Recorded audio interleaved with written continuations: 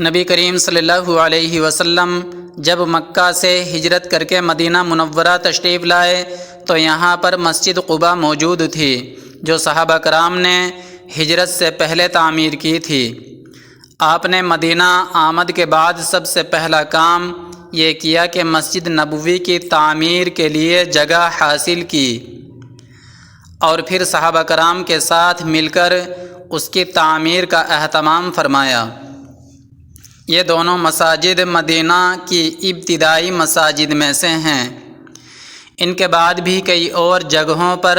مساجد تعمیر کی گئیں جو مساجد مخلص صحابہ کرام نے اللہ کی عبادت کے لیے تعمیر کیں، وہ تقوی اور نیکی کے مراکز تھے۔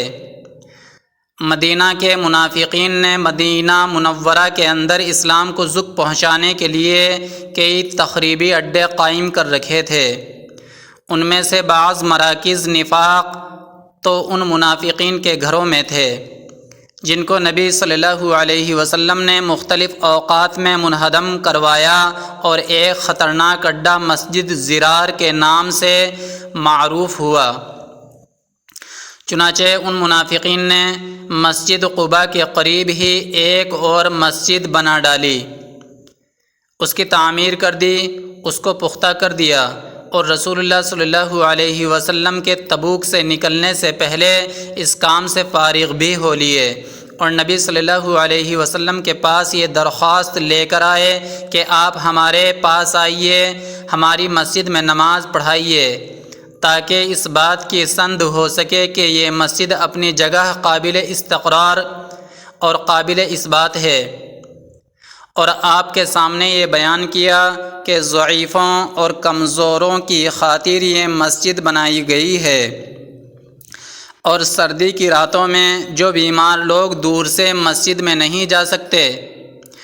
ان کے لیے آسانی کی غرض ہے، لیکن اللہ تعالیٰ نے تو اپنے نبی صلی اللہ علیہ وسلم کو اس مسجد میں نماز پڑھنے سے بچانا چاہتا تھا۔ چنانچہ آپ صلی اللہ علیہ وسلم نے فرمایا کہ ہمیں اس وقت سفر درپیش ہے جب ہم واپس ہوں گے اور اللہ تعالیٰ نے چاہا تو دیکھا جائے گا۔ اور جب نبی کریم صلی اللہ علیہ وسلم جنگ تبوک سے فارغ ہو کر مدینہ کی طرف واپس ہوئے اور مدینہ تک مسافت جب ایک دن یا ایک دن سے کچھ کم رہ گئی تو جبرائیل علیہ السلام مسجد زرار کی خبر لے کر آ پہنچے اور منافقین کے اس راز کو ظاہر کر دیا کہ مسجد قباء کے قریب ایک اور مسجد بنانے سے مسلمانوں کی جماعت میں تفریق پیدا کرنے کا مقصد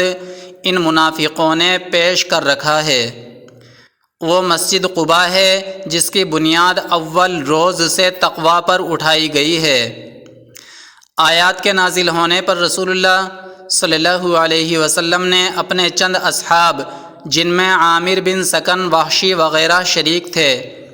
ان کو حکم دیا کہ ابھی جا کر اس مسجد کو ڈھا دو اور اس میں آگ لگا دو۔ یہ سب حضرات اسی وقت گئے اور حکم کی تعمیل کر کے اس کی عمارت کو ڈھا کر زمین پر برابر کر دی۔ دوستوں، آپ ہمارے اسلامک مفتاحی چینل کو سبسکرائب کریں، ویڈیو کو لائک اور شیئر کریں۔